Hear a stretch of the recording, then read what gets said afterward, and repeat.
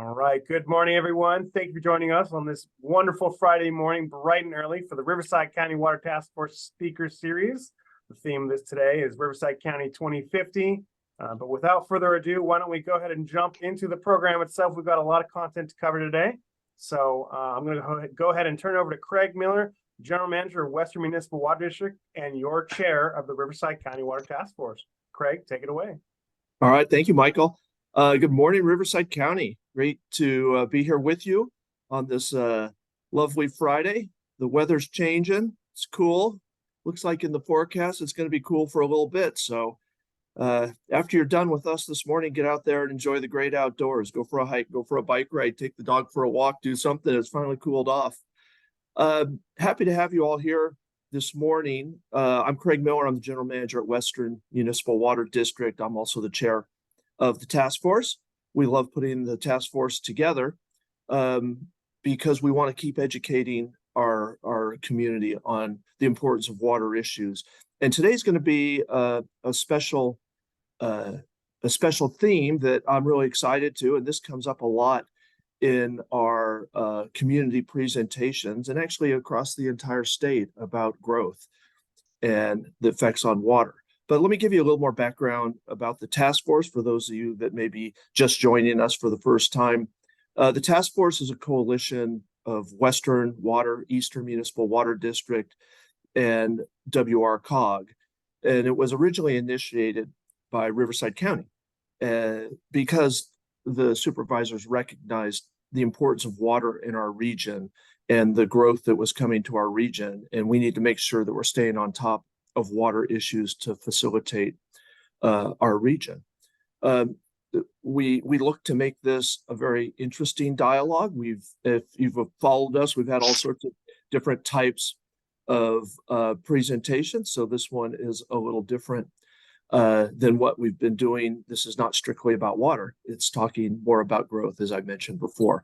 But the point is to keep water top of mind at all times with this task force. So we do this quarterly, and then I'll give a little advertisement. At the end of the year, we do an in-person event. And this year, we're going to be doing a tour of Diamond Valley. So jump on that tour, join in. So today's topic is Riverside County 2050 Vision for Growth and Water Supply Resiliency. So WRCOG came up with this month's theme, and with the panel, we're very appreciative of that. And I think that this is so important for the water industry, and we hear this all over the place when we're out talking about water, is why do we have to cut back on water? Why don't you stop building new units? Why do you stop encouraging people to come to the region? So, this is, and it's not apparent when we go into a drought and we talk about water cutbacks and conservation, we get a lot of responses back that, well, why should we do that? Just stop bringing more people into the region. So we're going to talk about that today. So let's go through some housekeeping issues. Remember, well, I guess for those of you who aren't with us, we don't have a question and answer session live where you get to raise your hand and ask questions. We do it through the chat feature. So we've allocated quite a bit of time today for questions. So submit those questions through the chat. We have people that will be reading those, organizing those, and feeding those back to me so that I can give them to the panel members. So don't raise your hand. Don't use the raise hand feature. Use the chat feature. If there's any technical issues, Sarah McDonald from our staff is monitoring, and we have IT staff that are also monitoring. So you can reach out to her through outreach@wmwd.com or text 951-234-7792. We are recording this, so if you want to get a recording of it afterwards, you can contact Michael Hadley, and he'll make sure that you get that. So I know that we have several elected officials on our Zoom this morning. It's very hard to do this through and acknowledge those officials and their staffs. So we're not going to do that through Zoom, but we very much appreciate you participating. And that is the goal of this task force, is we don't want just the water community. We're really looking for our business community and our electeds and our community leaders to participate, weigh in, and listen to what we're talking about. We got to grow the message beyond the water community, and that's the goal of this task force. So without further ado, let's get this thing rolling. So we've got a great panel today. So we're going to lead off with Chris Gray from WRCOG. We're going to then go to Rania Odenbaugh from the County of Riverside, Mark Gray, I'm sure most of you know him from the BIA, and then Lanaya Vols Alexander from Eastern Municipal Water District. So with that, let's get it kicked off, and let's start with Mark. Sorry, Chris. Boy, got to get organized here. So Chris Gray, I'm sure you all know him, is the Deputy Executive Director of Western Riverside Council of Governments, as we all know it, joint WRCOG. It's a joint powers authority consisting of 18 cities, the County of Riverside, Eastern and Western water districts, and the Riverside County Superintendents of Schools. His responsibilities include oversight of the Regional Transportation Uniform Mitigation Fee. I don't know what all that means. We just call it TUMF, the TUMF program, the Active Transportation Program, and WRCOG's planning initiatives. The TUMF program is one of the largest traffic mitigation fee programs in California, which has been responsible for the construction of nearly 90 projects since its inception in 2009. Prior to coming to WRCOG, Chris worked as a private sector consultant for 20 years. So with that, Chris, I'm excited to hear what you have to say about growth. Great. Morning, Craig. Thank you, everyone. Next slide, please. So this morning, I'm going to briefly run through some things that I think water agencies don't talk about a lot. One is, what are the population growth trends? Two, what are some population change factors? Development by land use type. And I want to also bring this all together and talk about some of the emerging trends that we, as WRCOG, are looking at. And for today's presentation, we're really going to highlight the larger area. It's not going to be specific to the water districts, but it's going to be for the state. Some of these trends are national, some of these are statewide. And so we'll be talking about these issues at a variety of scale, but many of the scales are larger than we typically talk about. Many of your agencies might be talking about on a regular basis. Next slide, please. So one thing I want to highlight, and this should be no surprise to any of us, is that Riverside County has grown significantly over the past 40 years.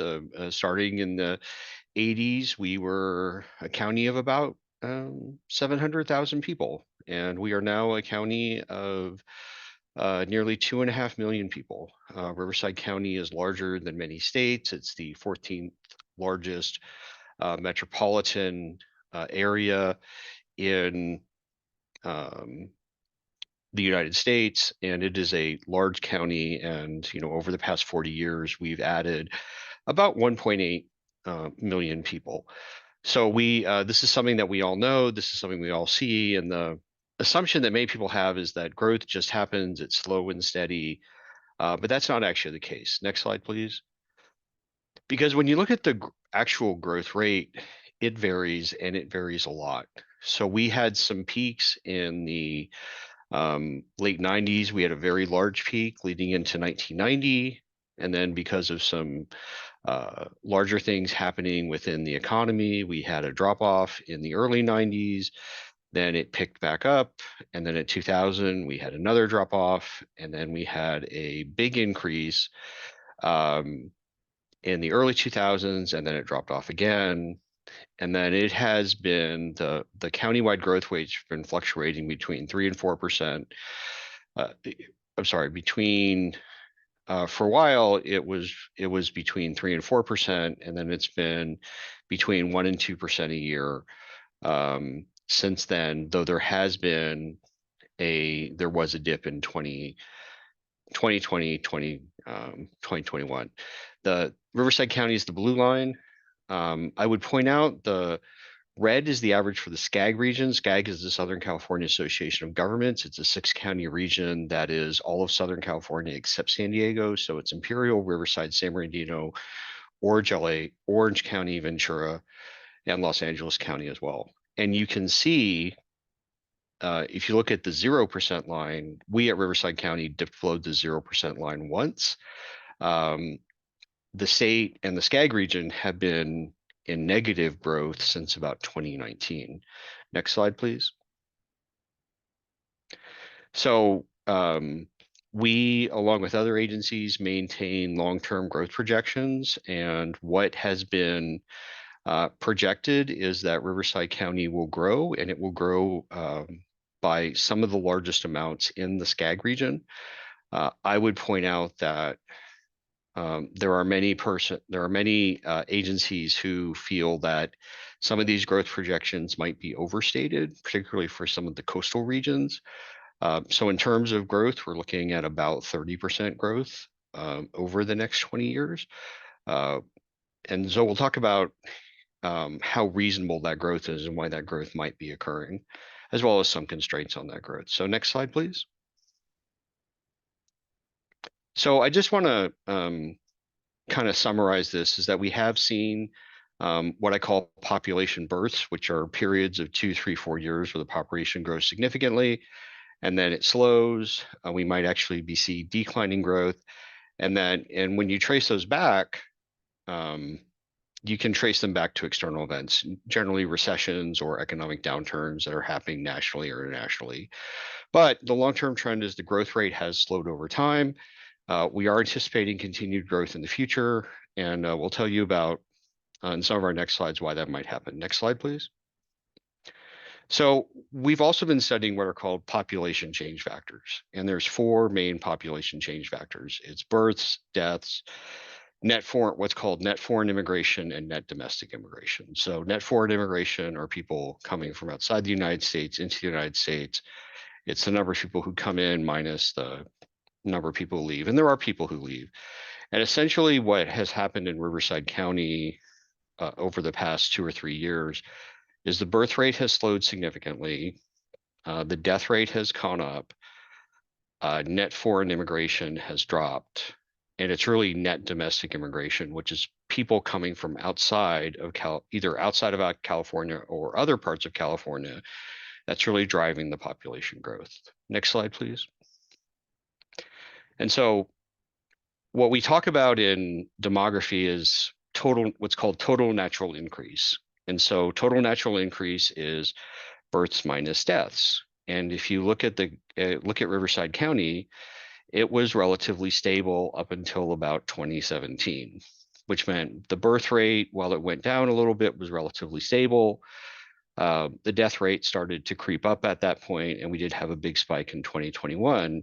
But essentially, the county is not growing except for our foreign and domestic migration. Next slide, please. So what I want to point out with birth rates is birth rates aren't just slowing in the county. They're slowing statewide, nationally, and internationally. There's a number of countries, particularly this really hit first in the South Asian countries where their birth rates have slowed significantly. Korea, Japan are dealing with a number of very significant demographic issues. Because the birth rates are going down, we're dealing with an aging population, and much of our growth is happening because people are moving to Riverside, choosing to move to Riverside County, either from outside of the state or from other areas of the state. And anecdotally, there's a lot of information that net migration is really coming from other areas of California. Next slide, please. So what I wanted to share with you is some data that we've collected from our TUMF program. TUMF is an impact fee program for new development, which allows us insight into all the permit activity within the WRCOG region. Just a reminder, WRCOG is all of Riverside County except for the Coachella Valley. And so on the single family permit side, we saw a lot of activity up through 2003, 2004, 2005. That is, we were building 10,000 plus units per year. And then it started to drop off in 2006 and then declined and then stabilized. But what we've seen is, even with the uptick in the economy, we are always between the 4,000 and 5,000 units, single family units per year. Next slide, please. So we have seen a little bit more fluctuation in multifamily. And so what essentially happens is single family and multifamily track. If one is up, the other one's a little bit down. And so in total, for the WCOG region, we're looking at about 5,000 or 6,000 units per year, and that rate has remained stable for the last roughly 5 years. Next slide, please. So if you look at it in terms of total dwelling units, it's a little more stable. But I would also point out, with all the increased economic activity over the last 4 or 5 years, we have a very consistent number of units, and it's significantly down, especially compared to what it was in the early 2000s. Next slide, please. So should come as no surprise to everyone, we're also building a lot of warehouses. And so on an average year, we might see between, over the past 5 years, between 3 million and 7 or 8 million square feet of warehouses. We have a number of large warehouses that are in the process, and we anticipate that trend will continue. Next slide, please. But what we are also seeing is a long-term decline in the amount of retail and service and commercial uses. Generally speaking, there was a large increase again in the early 2000s, and that has essentially stabilized, but there is not as much retail and service development as there has been, and it looks to be a long-term decline, and a lot of that has to do with people buying online. Now, I would say this is new development, so in many cases, there is new retail activity occurring, but it's reoccupying existing spaces. Next slide, please. And so one of the questions we get, I wanted to just share with you, is how much development opportunity is there? Well, we estimate, based on input from our members, there's at least 200,000 single family units that have some kind of approval. That means they have an approved environmental document. Maybe they have an approved specific plan. Some of them have approved parcel maps, tentative maps, but it would be relatively easy for a developer to take those parcels and then move it forward to some kind of building activity. They don't have to go through the full CEQA process. This is important to consider, because if all of these units are available and we're only building 5,000 or 6,000 per year, what's holding up that development? And it seems to us it's really larger market forces, housing affordability, those kinds of issues. There are also at least 100 million square feet of industrial development, which is entitled, and many more million square feet is being planned. So the bottom line is there's a significant amount of development opportunities throughout Riverside County, and if market conditions exist and there are people to buy those houses, they will get built. So next slide, please. And so just to put this in context, we've built about 30,000 new residential units over the past 5 years in the WCOG region. Countywide, we say this includes all the cities, unincorporated county, everyone. It's probably about 9,000 to 10,000 per year. And we see development has continued even though population growth has slowed. So next slide. And so I want to conclude just by talking about some emerging trends that touch on a number of you that are we want you to keep in mind. Next slide, please. So when you look at the birth rates over the past 11 years, we see continued decline. And as I said, this is both county, SCAG region, statewide. Simply put, people don't have as many children as they used to. And now what's important is this is birth rate. So this is number of births per 1,000 people. So it's not just total number of births, it's the birth rate, but we can see a precipitous decline in the birth rate. Next slide, please. So because births are going down, we're getting an aging population. So right now, the median age in Riverside County is about 32. Statewide, it's about 37. We're anticipating that the median age in Riverside County in 2050 is likely to be in the mid 40s. And so what that means is half the population will be older than 45, half the population will be younger than 45. And I think that's something that will affect transportation, water, land use, shopping, medical care, a far number of issues. Next slide, please. And then we talked a little bit about this. This migration is a big issue. The people moving to the county moving to the state from other regions. If you look back even in 2013, we had more people leaving the county, going to other parts of the United States than coming in. And really it was the foreign migration. When we look at migration trends, we see the foreign migration may increase, may decrease. There's a lot of things going on at the macro level that could affect that. But really migration is what's going to be driving population growth, not the birth rates and death rates. Next slides, please. And then finally, we got to talk about climate. The picture on the left is from an article that mentioned about fissures that are appearing in Arizona because they are overpumping their groundwater. We would point out this middle map is fire severity, and the map on the right is heat. And people will move to Riverside County if they can get water, if they can get insurance, and as long as the heat is bearable. Next slide, please. So just to wrap it up, I want to acknowledge that Riverside County is a very desirable place to live. It is safe, relatively affordable, high level community amenities. The county's been growing and it's going to continue to grow. The growth rate, though, has slowed, and it's possible the growth rate could slow even further. And this is something that we are going to be evaluating on a regular basis. I encourage you all to do so. And I finally want to say what happens to California isn't going to necessarily happen to Riverside County. We are a large, diverse county that has its own reasons for people to want to be here.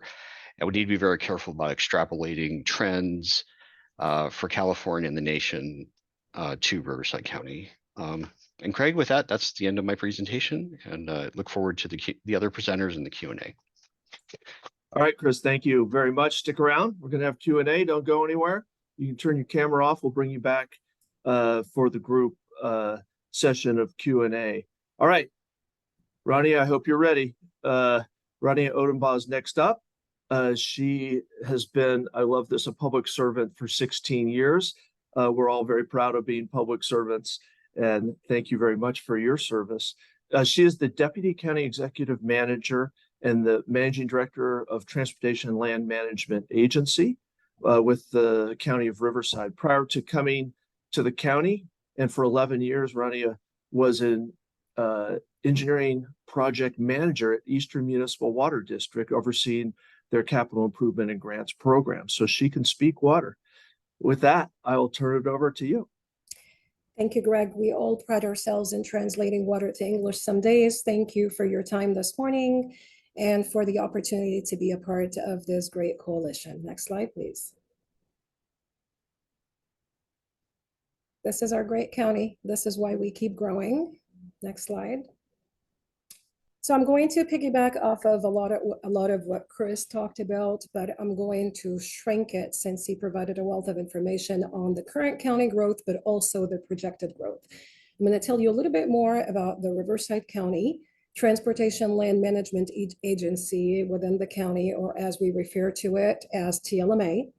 Growth trends, permitting activities, development, residential, the unincorporated communities infrastructure within the Riverside County, referred to as UCI, American Rescue Plan Act, ARPA, and I'll wrap up with current and future Riverside County water conservation measures. Next slide, please. So about Riverside County, we were created in 1893. We span 7,300 square miles. Our budget has grown exponentially over the last few years, with the latest budget sitting at $8.6 billion for fiscal year 23-24. Depending on who you ask, you may get different answers, but as of this morning, we are 42 departments with over 22,000 employees. Our county comprises of 28 incorporated cities and 47 unincorporated communities. We are the fourth most populous county in the state and the 10th in the nation population-wise. Next slide, please. Transportation Land Management Agency is the only agency within Riverside County and is the hub umbrella agency overseeing 4 county departments: Transportation Department, Planning Department, Building and Safety, and Code Enforcement. We're sitting at 731 strong, dedicated public servants. Next slide, please. So Chris talked about growth. The county underwent in 2021 a redistricting process. What you're looking at is the adopted map of the Riverside County supervisorial districts. The lines moved all over. We started with a 2.1 million residents population in 2010, and we grew to 2.4 million by 2020 census. That's 1% roughly per year, total growth of 10.4. And to Chris's point, we continue to grow. In fact, while Riverside County continues to grow, California as a whole, fun fact, between July 1, 2020 and July 1, 2021, lost 262,000 residents. But Riverside during that time grew by 35,000 residents. If we continue to trend in that direction, we're looking at about 2.6 million residents by 2026 and anywhere between 2.8 to 2.9 by 2030. Next slide, please. So that spills right into our development, building, permitting activities. We've been averaging 1,900 permits per year. We saw, surprisingly, an increase in 2020 to 2,268 permits, 2,268 permits.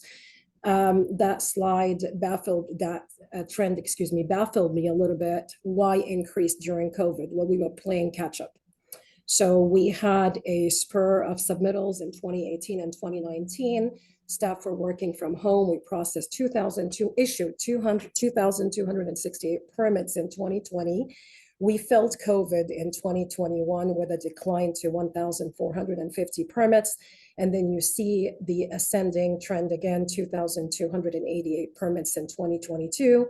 And to date, we have issued 1,929 permits, and the year is not over. That just speaks to the growth spilling into Riverside County and the need for above grade infrastructure. Next slide, please. Unincorporated Communities Initiative, UCI, you may have heard that term before. The Board of Supervisors launched this effort in 2020. And basically, they wanted to get an understanding of what the infrastructure and services needs are in the unincorporated communities within Riverside County, with particular emphasis on disadvantaged. Too much data. We issued SurveyMonkey, tremendous outreach. We received about 10,000 survey responses. And on the left of the slide, you'll see street, roads, highways coming in as the #1 need, whether it's paving new streets, sidewalks, broadband trending second, facilities and improvement third. And our residents did not lose sight of the sewer and water needs as well. We developed a list of needs to the supervisors by district. They reviewed the list and they prioritized the needs. Next slide, please. That priority effort could have sat right there if it wasn't for COVID. It sat there for about a year. And then, unlike CARES, ARPA provided a substantial opportunity to invest in infrastructure, water, sewer, and broadband when we received the funding in 2021 and 2022, respectively. Riverside County received $478 million in the form of 2 installments, $239 million each. The first allocation was split into 7 funding categories, $75 million to infrastructure, again, water and sewer. And to the right, the county took a slightly different approach with the second allocation, providing $33 million to each district to spend on eligible criteria, still including water, sewer, and broadband. Again, the water sewer eligibility provided an opportunity for the county to work with and partner with water and sewer agencies in the region for the benefit of our constituents. And as our CEO says, your customers are our constituents, so we have a nexus and a common denominator there. Next slide, please. So in summary, what did the American Rescue Plan do as far as, or help as far as water sewer? We obligated $21.4 million to water reliability, storage, and transmission projects throughout the county. We have San Jacinto groundwater reliability project, Hemet Wells projects, fire hydrants, Western Municipal Water District, IXTP well flushing projects in the desert, and various upgrades to booster and pump stations. 23.5 million was obligated to sewer projects in the region as well. And we established and continue to establish strong partnerships with the water agencies working on those projects together. Next slide, please. We had several bouts of drought. As you all know, Riverside County continues to be committed to water conservation. The ongoing efforts include removal of non-functional turf, installation of drip systems, water efficient nozzles, and remote sensors, and expanding in the recycled water arena and smart irrigation, installation of drought tolerant landscaping, incorporation of storm water capture and water conservation expanded strategies into the Riverside County Flood Control Master Planning. Next slide, please. Future water conservation, the really ongoing and expanded future water conservation strategies. 6 county facilities were identified for further upgrade, including turf removal, irrigation, and water conservation, interior plumbing fixtures, potential repurposed plans of low-use turf areas, researching replacing planters at our parks headquarters, expanding with the use of tolerant native plants, and most importantly, partnering with our water agencies to continue to encourage outreach and encourage our constituents in relation to water conservation. Continued irrigation system upgrades, and again, continued removal of non-functional turf within Riverside County facilities. That concludes my presentation, and I will turn it over to Craig. All right, thanks, Rania. Great information. All right, let's move on to Mark Gray. Dr. Mark Gray is the Director of Environmental Affairs for the Building Industry Association of Southern California and the Principal Technical Director for the Construction Industry Coalition on Water Quality. In these roles, Dr. Gray directs education, research, and advocacy programs on behalf of the building industry in California, primarily focusing on water quality and water supply reliability issues. Dr. Gray has worked in the fields of water and air quality research and regulatory affairs for the past 30 years in the Pacific Northwest, Arizona, and California. Dr. Gray holds a PhD in soil chemistry and a master's in forest ecosystem analysis from the University of Washington in Seattle, and a BA in English from Eastern Washington University in Washington. So good morning, Mark. Good to see you again. And I'll turn it over to you. Good morning, Craig, and the panelists and the audience. It's great to be here today, to be invited back again. I had the fortune of speaking a couple of years ago to the group here, and excited about it today and share with you some thoughts on how housing, what we're doing in housing and home building in California, and trying to conserve water for the future. So next slide, please, and I'll roll on with my discussion here. So, we're often asked in housing and building, how can you keep building new homes when we're in a drought? And as all of you know, on the call today, on the meeting today, that we live in drought conditions in California. Our climate, has seen great swings. We had such a fortunate winter last winter, but that's just not usually the case, right? I mean, we live in an arid area, and as builders, we have to plan for that. So I, in my role for BIA and for Kickwick, My role is, as Craig pointed out, advocacy, education, and research. And what I like to do is bring some data and data and studies and results that are the great people who work in integrated water resource management can bring to us. So what I've found in my latest work, and I published this on we have a great website at kickwick.org, and I published a blog earlier this year on water supply reliability and housing, and trying to make it work in times of drought. And I think I really believe we have in housing, we have a solid and great story narrative to let the public know about what we have been doing in water conservation over the years. And what I've found is that inside and outside the home, water efficient and conservative practices are being used, every second of every day. And we can attribute that really to, the super efficient fixtures and appliances inside our homes that are also teamed with, one of the strictest plumbing codes in the nation here in California, the building code, which the building industry is actively involved. Other colleagues of mine, work tirelessly on codes beyond water, but certainly on water codes. And then, as many of you know as well, we have some pretty strict landscape and outdoor water use standards that we're trying to live up to, and we're seeing those types of standards used and implemented in home building throughout California. And I'll discuss some other drivers too that are helping us reduce our water use outside the home. Today, I'm going to focus more on inside the home. There is some data on outside outside water use, but I really want to focus on inside water use. So next slide, please.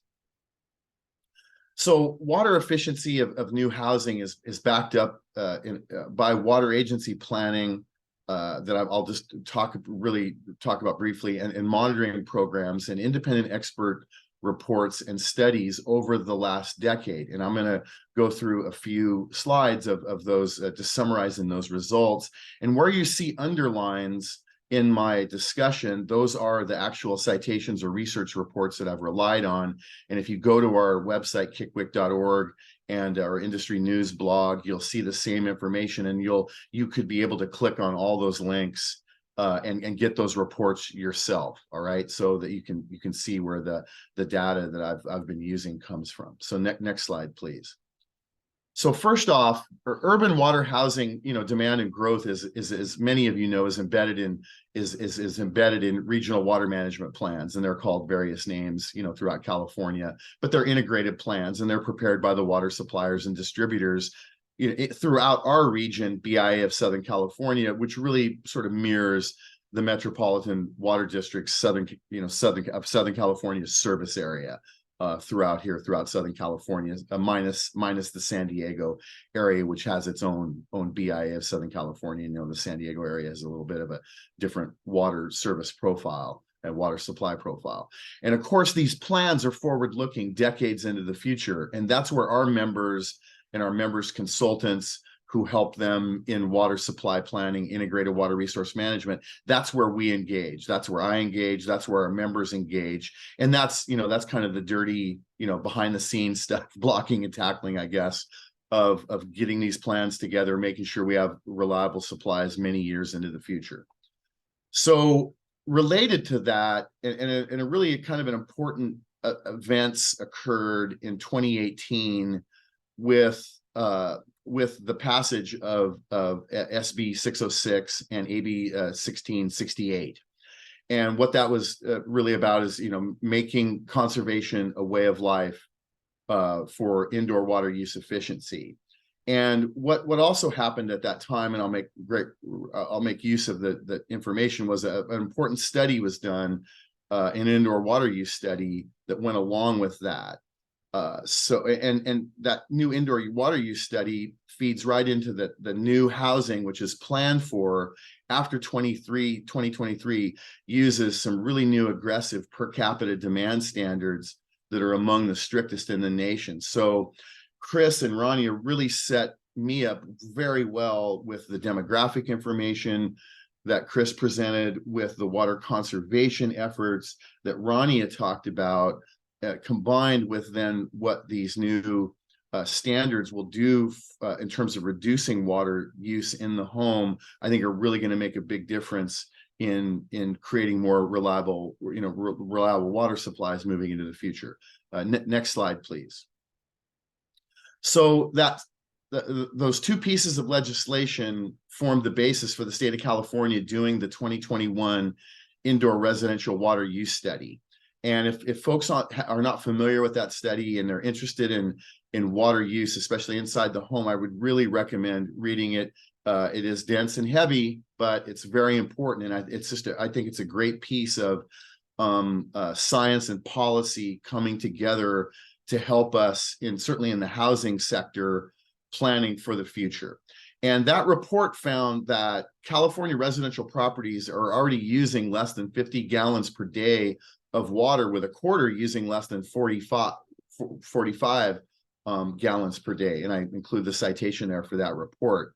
And the IRWUS, the IRWUS, it also sets aggressive timelines for lowering indoor water use efficiency standards. So those are going to go from 55 gallons per capita daily, which currently all the way down to 42 by 2030. All right, so we'll be using those values to plan for new growth in the future.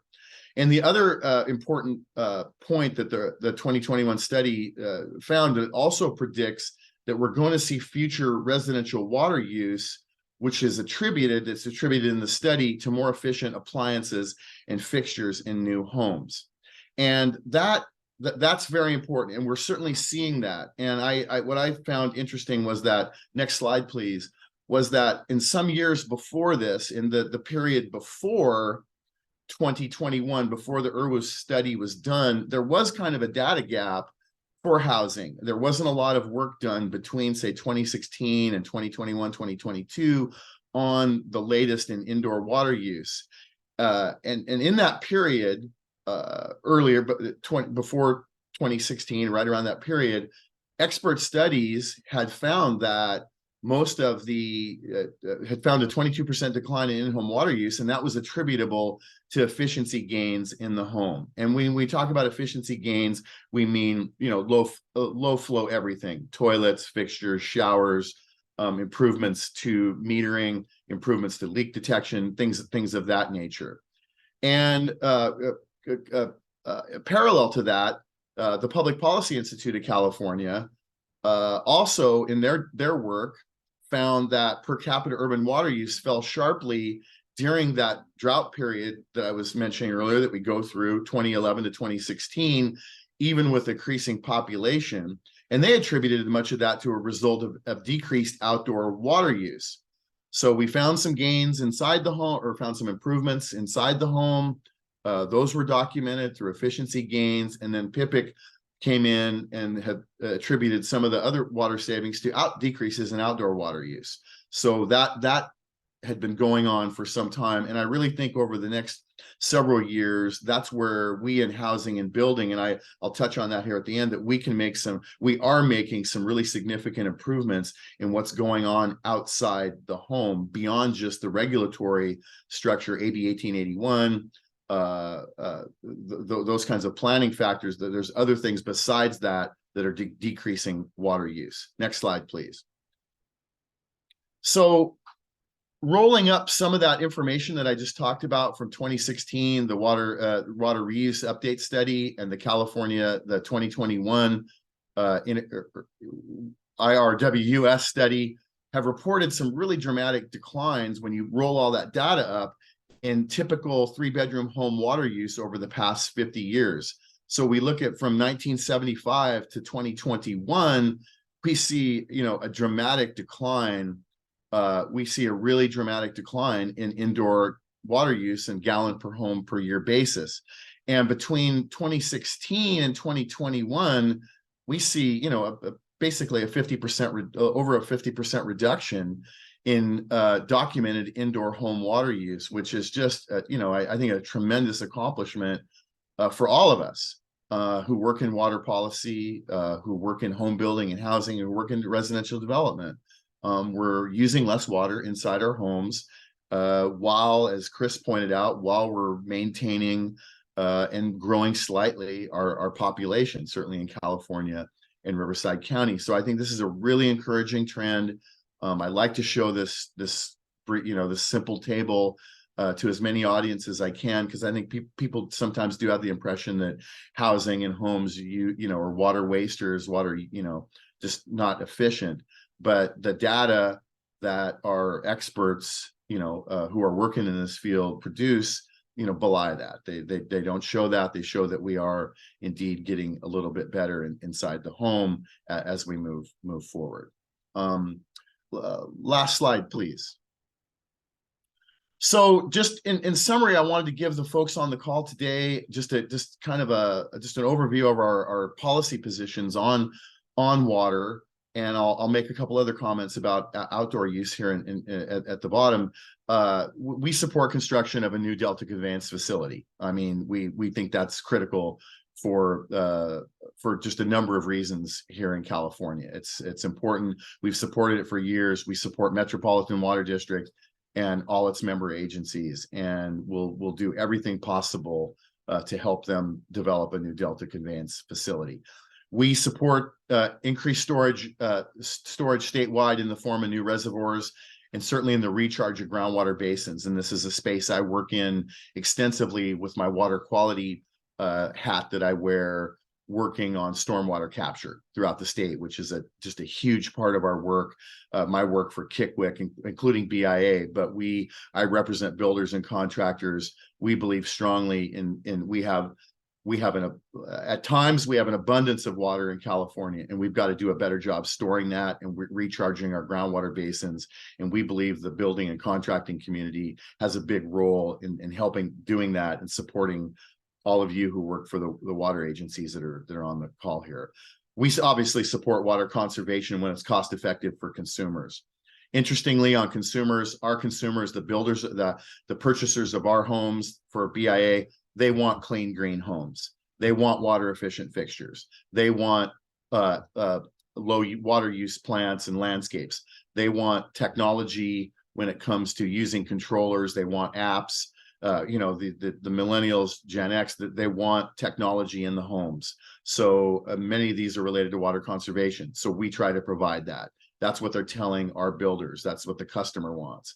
And then finally, we support outdoor water use efficiency efforts in landscape irrigation, smart controllers, low to zero water use landscape areas, and of course, greater use of recycled water where feasible. And that includes, and also I would say that this movement to low or zero water use landscape areas is a big movement. We're building more in the urban footprint. We're decreasing the amount of outside area. We're increasing the livable space. And we all know that with COVID and the results of that, we're spending more and more time at our homes, working out of our homes, and we're trying to do as much as we can to minimize, outdoor water use. So Craig, I'll stop there and take any questions later. Thank you. Great. Thanks, Mark. Stick around. Anxious to hear more from you. And we appreciate everything the building industry is doing to help our water conservation efforts in the water industry. All right, Linnea, are you ready? I'm ready. Next up, Linnea Vols-Alexander. She has more than 24 years of experience in water and wastewater infrastructure planning and project execution, is responsible for implementation of Eastern's capital improvement program, development services, and environmental and regulatory compliance. Prior to joining Eastern, Ms. Alexander was a vice president at a global engineering and construction company, where she served as the principal in charge and senior project manager for a variety of complex projects and programs. She is a registered engineer, go engineering nerds, with a Bachelor of Science in Environmental Engineering from Cal Poly San Luis Obispo. With that, Linnea, it's all yours. Take it over. Great. Thank you very much, Craig. And as I go through this presentation, I think you'll see WRCOG, the speaker series, did a great job in organizing us in a way that we started at the high level state discussion. Rania commented on the county focus, and now we're going to drill into our local area here at EMWD. I know many of you on the call today are frequent speaker series participants and are probably familiar with EMWD, but I will start with a high-level overview of EMWD and then talk about growth in our specific area and how EMWD is planning our water supply portfolio to continue to accommodate that growth that we anticipate in our service area. Next slide, please. I like to call this EMWD by the numbers. EMWD was founded in 1950. We provide water, wastewater, and recycled water services to about a 558 square mile service area. EMWD serves both as a wholesaler and a retailer, and in that capacity, we provide services to almost a million people here in our service area. One of the most unique things about EMWD in looking at the Southern California water picture as a whole is that EMWD is only about 43% built out. So that leaves a lot of opportunity for growth here over this build out period that we're talking about here in today's discussion. Next slide, please. We are governed by a publicly elected board of directors. We have more than 600 employees here that support the services that we provide to our communities. Our annual budget is $557 million for this current fiscal year. And we've estimated our 5-year capital improvement program at just under $700 million.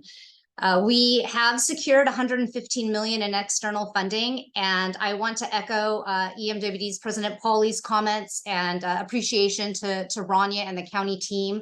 Of that $115 million, about $28 million is ARPA funding that has been awarded by the county. So we are very appreciative of the county and our partnership with them. We do have more than 200 active capital projects currently underway. And all of these stats really make us the 6th largest public water utility here in California. Next slide, please.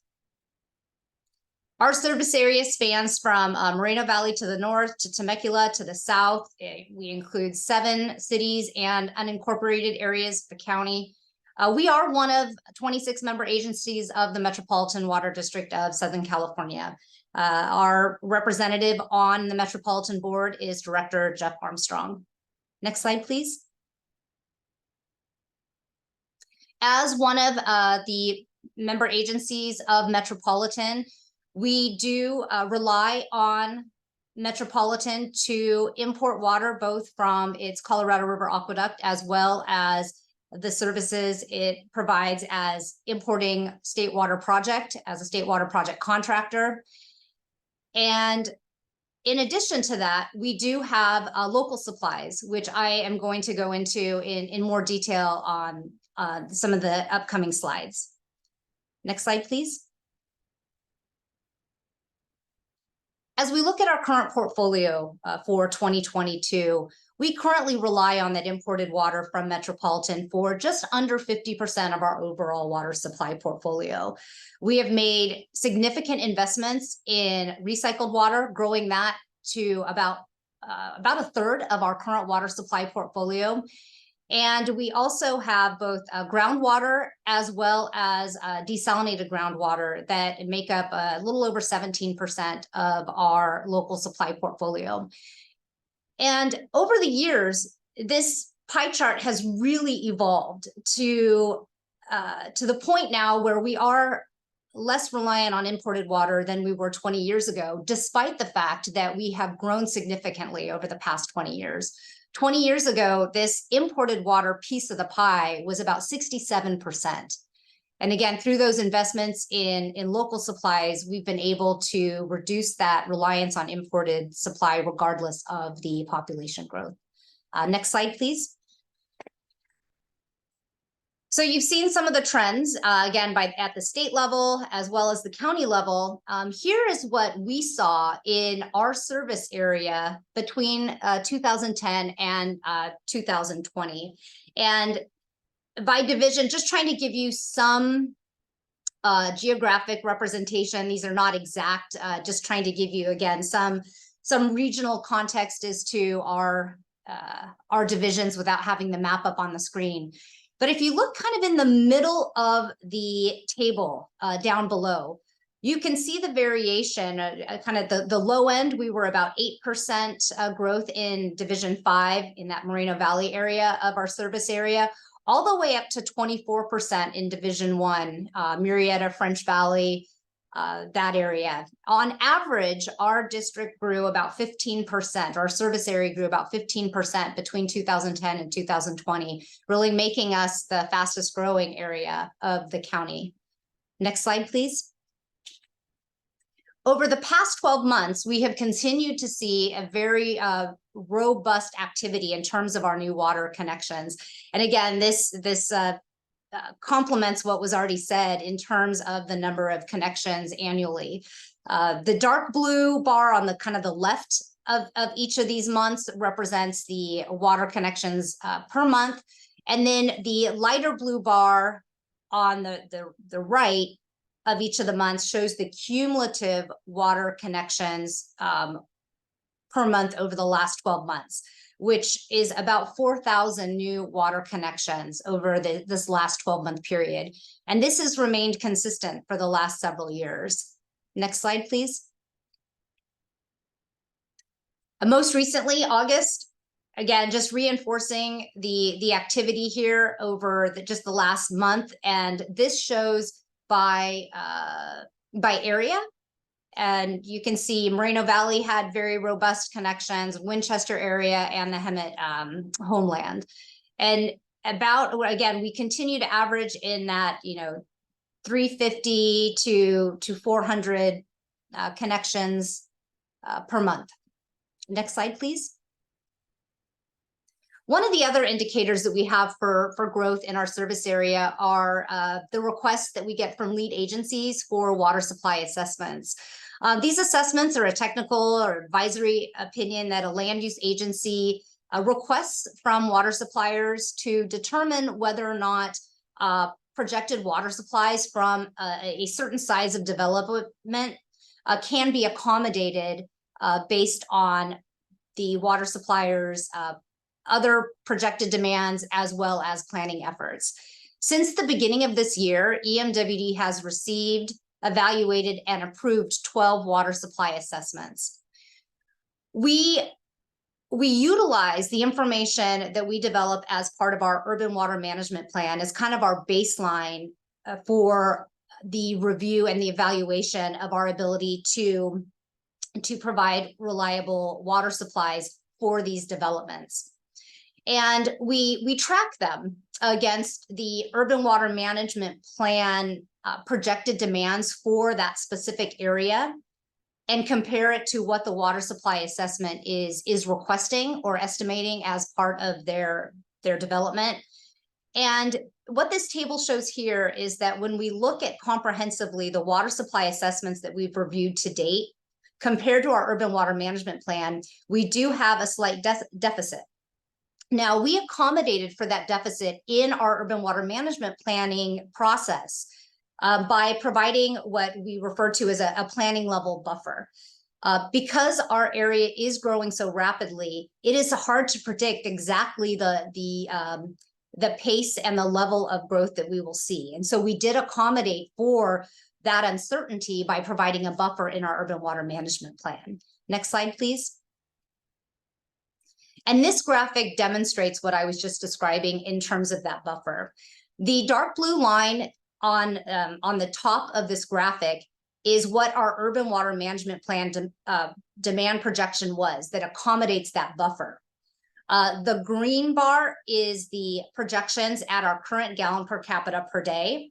And then that light blue bar that's highlighted there in the dash blue box, that's that additional water demand above that comparison to our urban water management plan projected demands on that prior slide. So even though we have a slight deficit compared to what we had planned for those specific areas within our urban water management plan, it's well within the planning level buffer that we accommodated for to be able to address that difference or variations in anticipated growth. Next slide, please. So when we look at how we can continue to accommodate growth in our service area, it really comes down to water use efficiency, which Mark also referenced, as well as Rania, and our investments in local supplies. As I mentioned, in our service area over the last 20 years, we have almost doubled, but yet our per capita water use, or that the water use per person in our service area, is down 44%.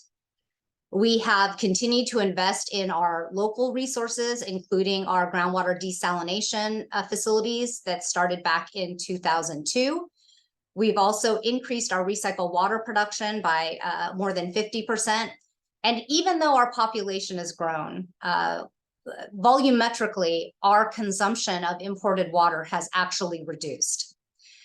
Another big component of water use efficiency, again, as Mark referenced, is this focus on more efficient outdoor irrigation. And EMWD has invested in programs that have resulted in 10 million square feet of non-functional turf being removed. And non-functional turf being that is decorative, often described as only walked on when it's being mowed. And this has been a big initiative that EMWD has invested in over the last several years. Next slide, please. This graphic just demonstrates the reduction in per capita water use over the years, starting back in 1999, when we were about 215 gallons per person per day. And in 2022, we were just under 125 gallons per person per day. And what's really interesting here about this is you can see the reduction in about 2014, which was we were right in the start of the drought before this last one, the drought before last. But what you can also see, though, is since that time period, we really haven't seen a rebound. And that's important as we move forward with projections into the future. And I'll talk a little bit more about that here in a couple of slides. Next slide, please. Also, again, as Mark said, new development is held to a higher water use efficiency standard. There are more efficient plumbing standards or plumbing fixtures and standards today than there were 10 years ago. Also, the model water efficient landscape ordinance, which prohibits the use of turf in front yards. Again, kind of this focus on eliminating non-functional turf in our service area. And also that the requirement for new landscapes that are serviced by potable water to not exceed a maximum water demand of 50% of the evapotranspiration starting in 2015. EMWD utilizes water budgets and a tiered rate structure in order to reward good water use behavior. And those customers that were connected after 2015 have a lower water budget for outdoor water use that's based on that 50% evapotranspiration. So again, held to a higher standard than customers or residents and development pre-2015. We also have requirements to maximize the use of recycled water for construction activities, as well as development that happens in a certain area of our service area that is the required reuse area are required to utilize and connect to the recycled water system. Next slide, please. I mentioned investments in local water supply projects that also help us to accommodate growth in our service area. Building a little bit more on our recycled water efforts, we consistently achieve 100% beneficial reuse of approximately 47 million gallons per day of wastewater that's generated in our service area. We've also made huge investments in partnering with customers to retrofit their facilities to get them on recycled water. I see John Worth from EMWD is on the line. I want to give a shout out to him. He really is the lead for our accelerated retrofit program and has really made this a nationally recognized program, which again has allowed us to convert multiple properties to recycled water that didn't have the opportunity prior to this program. I already mentioned the required reuse area. We also have programs that we partner with the agriculture community, in which we provide them a lower cost for recycled water in lieu of them pumping groundwater, a strategy to allow us to better manage our groundwater supplies to ensure that those are resilient and reliable into the future. And we also have a partnership with the California Department of Wildlife for habitat restoration for the San Jacinto wildlife area. We've also invested in groundwater replenishment, which allows us to capture water in these wet years, like we had this past year, for use in dry times. We have a stormwater capture and imported water replenishment in the San Jacinto River. We have regional partnerships, one being the Integrated Recharge and Recovery Program, in which we partner with the City of Hemet, City of San Jacinto, Lake Hemet Municipal Water District, as well as Metropolitan and the Saboba tribe for recharging in that area, as well as a regional partnership with Western Water, Orange County Water District, San Bernardino Valley Municipal Water District, IUA, and Orange County Water District, in which we have all invested in facilities and a program that will allow us to capture water in wet years and store and regionally share that resource as needed. Next slide, please. I mentioned our groundwater desalination program, in which we currently operate 3 groundwater desalters. Provides us the opportunity to protect high groundwater basins from salinity intrusion, but also provides a potable water supply from a supply that otherwise would be unusable for about 30,000 households. We also have embarked on the Paris North Groundwater Contamination Remediation Prevention Program, which again will also provide an additional supply that otherwise it would not be usable. We've also invested and partnered with the March Air Reserve Base and DoD for wellhead treatment for PFAS to allow us to continue to utilize wells that have been impacted. Next slide, please. So how EMWD continues to plan and prepare for growth and other changing conditions is we continue and actively track a development and planned land use in our service area. It's been an interesting few years, as a lot of the land use agencies are continuing to adapt to other drivers, including regional housing needs assessments. And so we are regularly having to reassess and update our plans to accommodate those potential changing land use designations. We monitor the water usage patterns and trends. As I mentioned, we have seen an overall trend of lower water use just across the board, and not really seeing a rebound as we have seen in past after a dry period ends.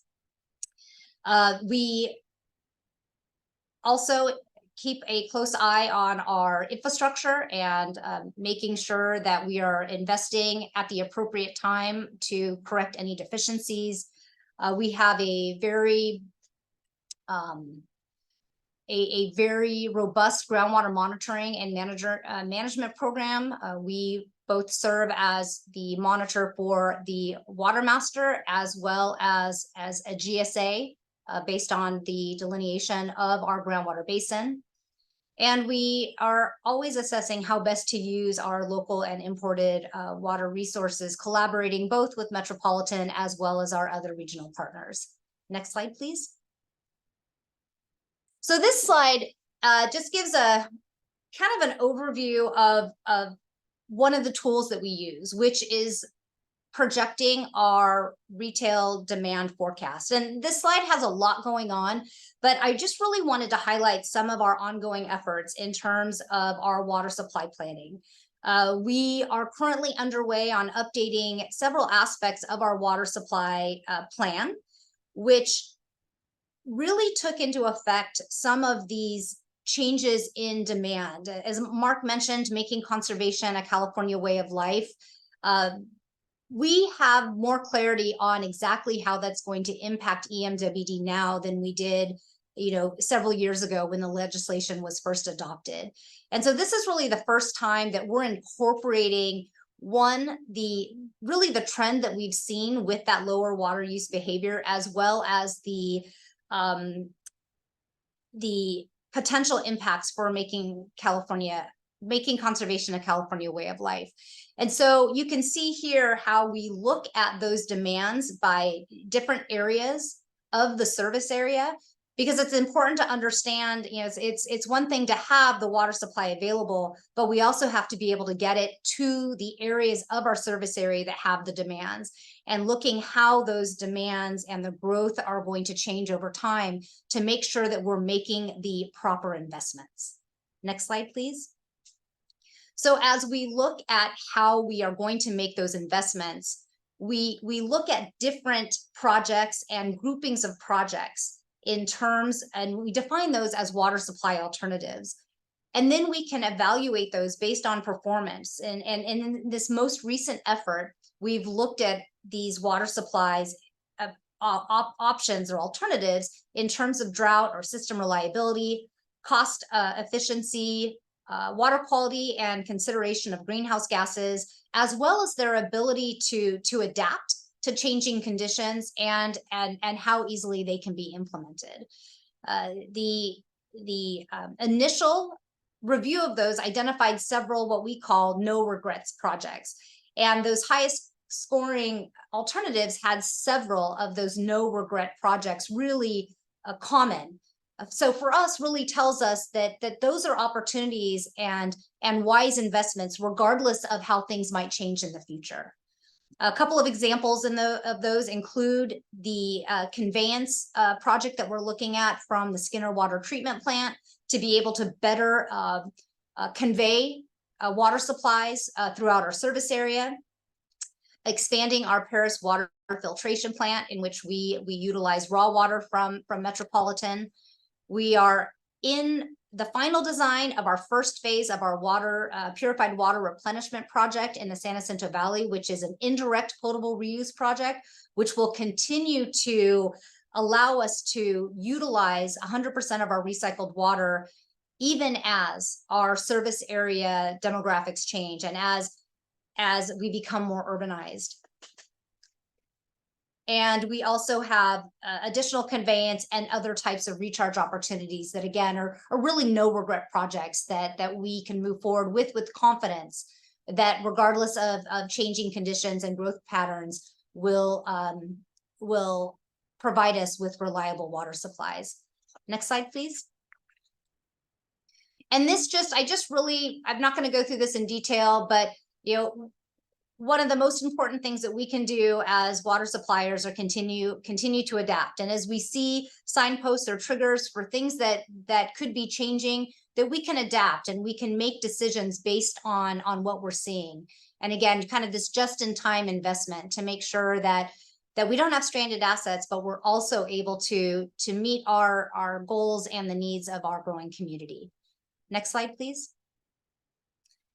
And my final slide here is just, we do have a continued commitment to expand our local supplies. And I just want to point out that this is a slide based on retail population. So if you've caught the fact that 2045, we're showing 800,000, that's because that's our retail, not our full service area. You can see here, we continue to reduce our reliance on imported water. And I do not want you to be tricked by the 29% in recycled water, thinking we're reducing our recycled water piece of the pie. The piece of the pie just above that, indirect potable reuse, that is our succession planning for recycled water to make sure that we're continuing to utilize that very important resource. So with that, I thank you all for your time this morning, and I look forward to additional discussion. Great, thanks, Leah. That was really interesting. All right, Michael, can you bring all the panelists back so we can get to some questions?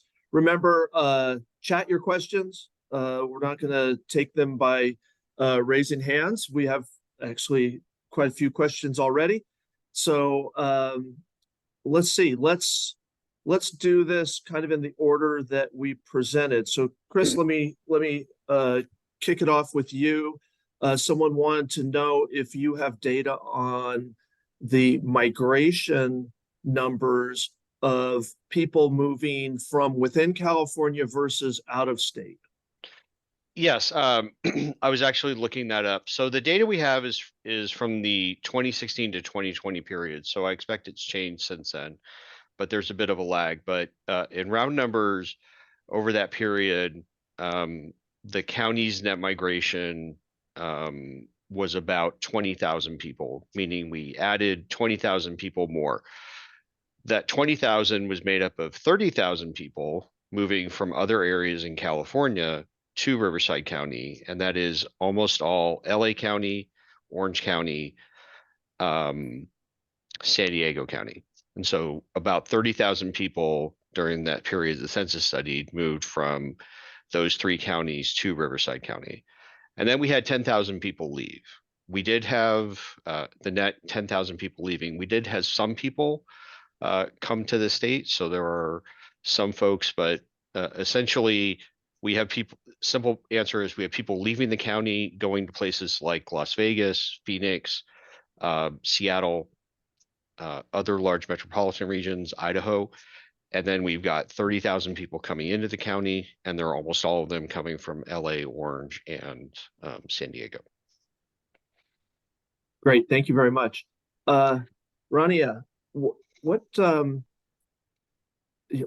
you think the county's role is in helping the water supply picture? Is it a funding arm? What do you think? Certainly a funding arm. Like I mentioned earlier, we are not water sewer providers. But with the most recent ARPA funding received, we were able to use a substantial amount of that money to support the water supply in the region. The unincorporated communities infrastructure is another effort in that arena as well. Our board of supervisors are incredibly dedicated to the effort. We want to participate. We want to have a voice.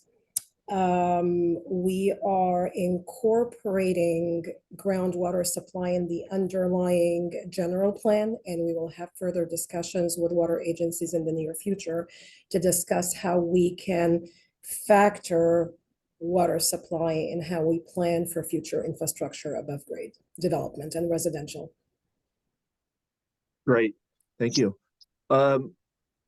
Mark, you talked a lot about indoor conservation, which is all of our jobs as water professionals. And we feel like in Riverside County, we're doing a phenomenal job, as is much of Southern California. I like to say that the Santa Ana River watershed is fully recycled. And now we just fight about how many times we're going to use every drop of water before it actually gets to the ocean. So sometimes we battle this theory of diminishing returns. But you mentioned in your presentation how successful the building industry has been with indoor conservation, and now you see a big shift towards outdoor conservation. Tell me more about BIA's efforts and what you think is possible outdoor. And then I have a follow-up specific question about legislation that's running right now. Yeah, well, thanks for that, Craig. Yeah, I mean, what we're seeing, there's the number one, and this doesn't necessarily relate directly to what you would do at the homeowner level, but we're seeing a shift to more dense urban building, right? And we're seeing a shift in because property is highly valuable in California, right? So we're seeing density increase, which is naturally reducing the outdoor footprint. I think that's an important factor, right? I mean, how we build. Then and Lanya mentioned the model, the model outdoor water conservation standard, which is really stringent. I think that's having a big effect. And what we're seeing on the ground from our builders, and I know this for a fact, having organized seminars like this with builders, bringing in landscape architects, bringing in folks in the landscape community, we're using a lot of materials now that are low to zero water use. I mentioned that very briefly, but I'm permeable outdoor products that are not water consuming. I'm talking gravel, decorative rocks, the artificial turfs that look beautiful, that are long lasting. People are putting those in more and more from our membership. So we're seeing those. And then just quickly, Craig, and you know this, the other thing that we work extensively on is how we're dealing with rainfall runoff, right, on our developments. And we're, you know, through the great work of Riverside County Flood Control District, who's the phase 1 MS4 permittee, we're, you know, and I see Jason is on the call today. I mean, with the leadership that they are showing, folds right over into our membership. I mean, into our housing. I mean, we're building greener, cleaner homes as a result of the permitting structure we have in California for post-construction stormwater. So we're so when we do have landscapes, they are functional, right? And they're absorptive. We're not running water off into the street and out into the ocean anymore. We're just not doing that. That's not part of the equation. So I think it's integrated water resource management at its best, right? We're blending regulatory policy, code, and then we're blending that with other types of regulatory strategies to conserve water. So I think that is the future. And then I'll just quickly then add, technology is helping us. And we're going to lean into technology because, as I said too, our customers who buy the homes want technology. They're leaning into that. They want it. They want to use it. So we have to provide that as home builders. Great. Good answer. You know, I like listening to you answer that because we've been working with you, excuse me, for a long time and with the building industry to figure out how to keep water from running off to the ocean. And that's certainly a big emphasis in our future water supply programs. Okay, you have a follow-up question, and you could probably go on for a really long time. Give us your really short answer. Yes, sir. AB 1572 by Assembly Member Friedman's on the governor's desk. It bans the use of potable water on non-functional turf. It's not really asking you to weigh in on your belief, but what does the building industry feel about that? My impression, and I must say, I don't work day in and day out with we're supportive. we're supportive. Good. I'll leave it there. Supportive. Okay. Craig, I wanted to ask, just add to the non-functional turf issue for the non-residential projects, because this comes up a lot.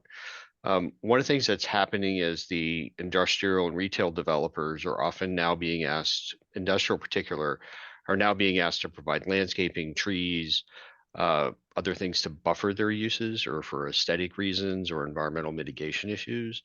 And they see a conflict between this desire to restrict water use, and then they're also being asked to provide a lot of these landscape buffers. Many cities require them as part of their mitigation efforts, particularly for industrial buildings. So I wanted to bring that up as well. Great. Thank you, Chris. Appreciate that.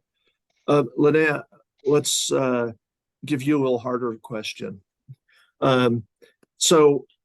And this question was actually posed to everyone on the panel, but I think it's really more of a water agency question. It's like, what are you doing to promote local water development? Because we all know that there are some challenges in California-wide picture, and you know we're very dependent upon imported water still. Maybe give us a little bit more your perspective on what do we do when we're in the next drought and we get an allocation from Metropolitan and the state says you can only have 5% of your allocation from Northern California and the State Water Project. What are you doing at Eastern? Yeah, you know, it is a great question, Craig, and I know we've chatted about it quite a bit. Our boards have chatted about it quite a bit. You know, I already highlighted the investments that we're making here at EMWD and that we'll be continuing to make. But you know, regionally, we have really started looking at what are opportunities that we can do potentially in a smaller group, but in a group that allows us to advance something that maybe an individual agency couldn't do. So, as you know, we are currently embarked on a regional partnership.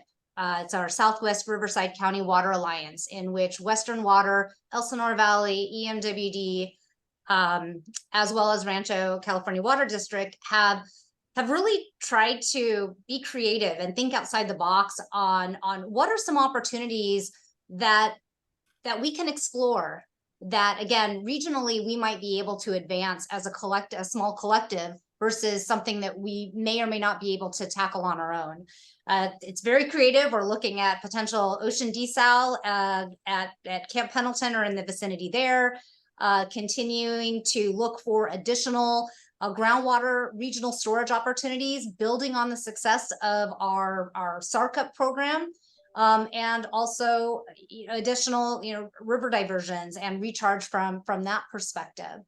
EMWD has also embarked on conversations with South Coast Water District in South Orange County to look at whether or not there's an opportunity for us to participate in the Doheny Ocean Desalination Project and help to promote that project that has a lot of value and regional reliability for South Orange County, but could also offer us some reliability here in our service area through an exchange with Metropolitan.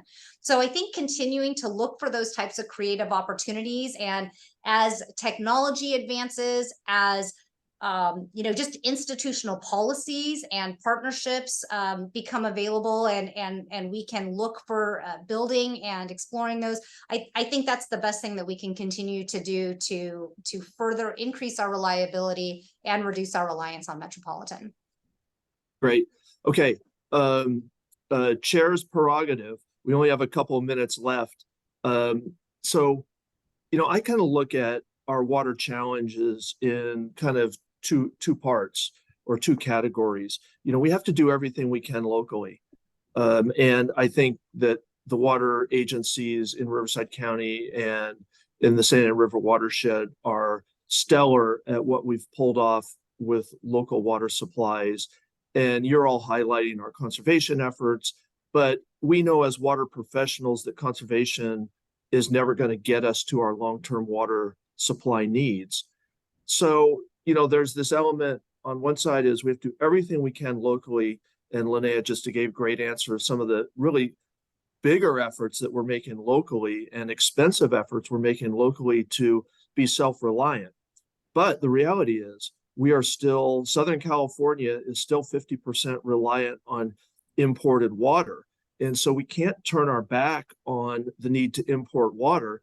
So another big element of our plan as a water entity is we have to continue to develop statewide water solutions. And those are out there. There's no reason we can't do those. We've been doing those for 70 years, 100 years when we started building the canal or the aqueduct from the Colorado River. So I'd like to ask each one of the panelists is, what do you think your role is to continue to facilitate statewide water development?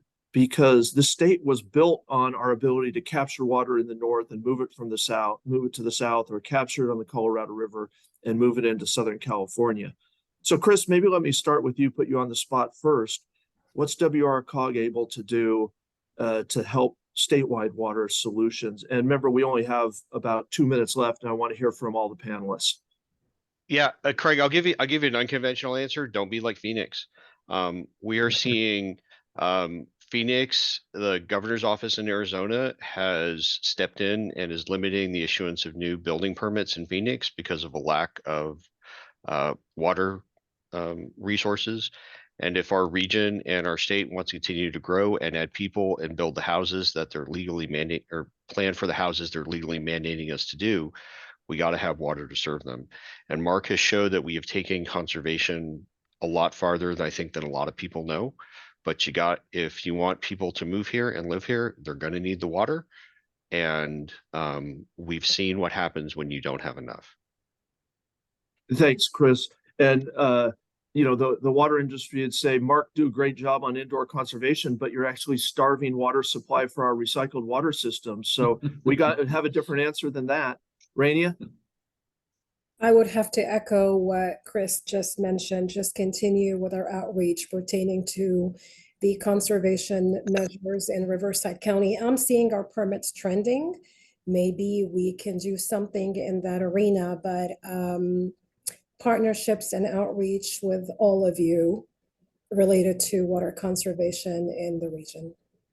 Great, thank you. Mark, statewide, Yeah, what are you well, gonna do as BIA?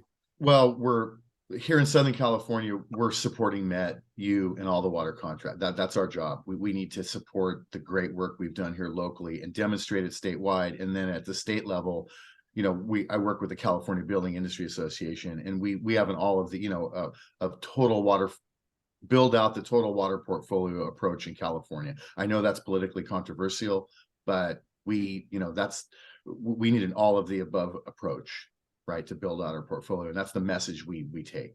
And someday, I hope before I die, we do that. Linnea?